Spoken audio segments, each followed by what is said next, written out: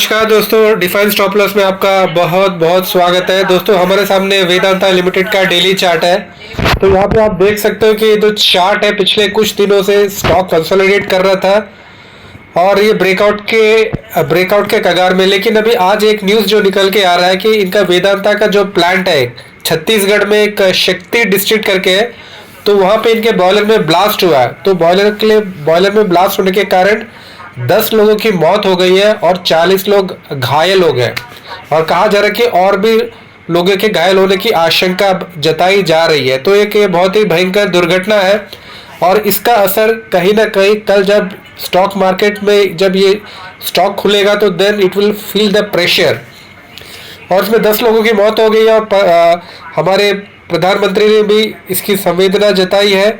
और इसका जो कारण क्या है, बॉयलर का जो फटने का क्या कारण है, वो अभी तहकीकात चल रहा है और यदि कोई दोषी पाया जाएगा तो उसमें उचित कार्रवाई लिया जाएगा करके वहाँ की सरकार बता रही है। तो ये जो घटना घटी है ये छत्तीसगढ़ राज्य के शक्ति जिला में हुआ है। वेदांता का जो प्लांट है बॉयलर के फटने के कारण 10 लोगों की दुर्घटना हुई है और 40 से अधिक लोगों की 10 लोगों की मौत हो गई है और 40 से अधिक लोगों के घायल हुए। तो दोस्तों ये है। तो जो कल अभी जो पिछला ट्रेडिंग सेशन से कुछ दिनों से आप देख रहे थे तो स्टॉक में एक बेस बनाया था, बेस बनाने के बाद ये ऊपर जा रहा था और इसका जो सुपर ट्रेंड में फिलहाल पिछले 3 ट्रेडिंग सेशन से ग्रीन हो चुका था, ठीक है ना।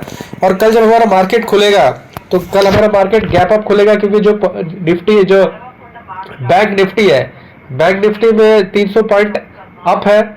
तो जो मतलब जियो पॉलिटिकल जो न्यूज निकल के आ रहे हैं तो they are going to be positive.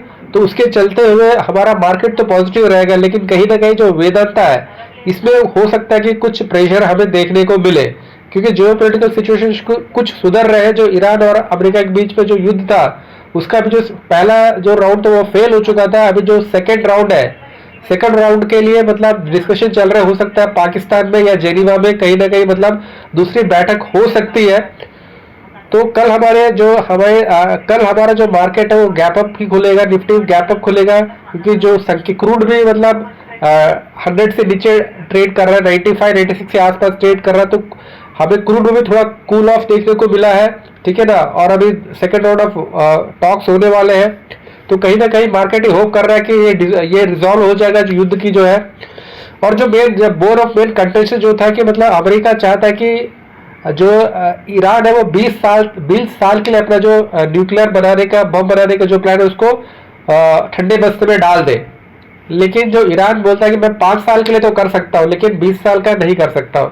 तो ईरान कह रहा है कि मैं 5 साल के लिए इसको सस्पेंड कर सकता हूँ, लेकिन अमेरिका चाहता है कि 20 साल के लिए सस्पेंड किया जाए। तो यही है जो बोर्ड कंडीशन है, यही तकरार है।